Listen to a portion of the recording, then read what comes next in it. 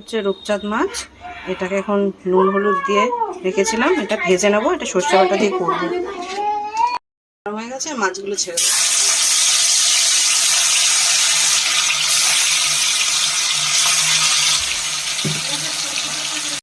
হয়ে গেছে, এবার সবার ফার্স্টে আমি টমেটোটা দেবো।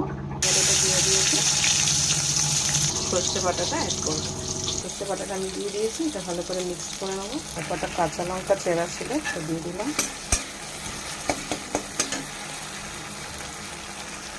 নুন অ্যাড করলাম, একটু লঙ্কার গুঁড়ো দিলাম, হলুদের গুঁড়ো দিলাম, দিয়ে এবার নাড়িয়ে নেবো।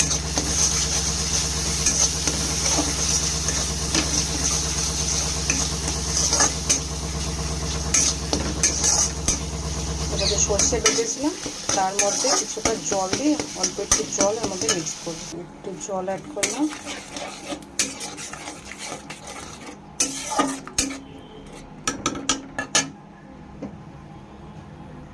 এই যে এটা ফুটে এসছে, আর মাছগুলো ছেড়ে দেবো।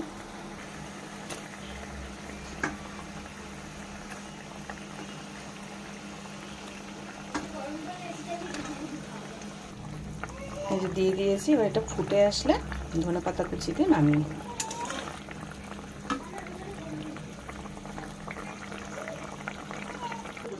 হয়ে আসছে, এবার ধনেপাতা কুচিটা দিয়ে দেবো।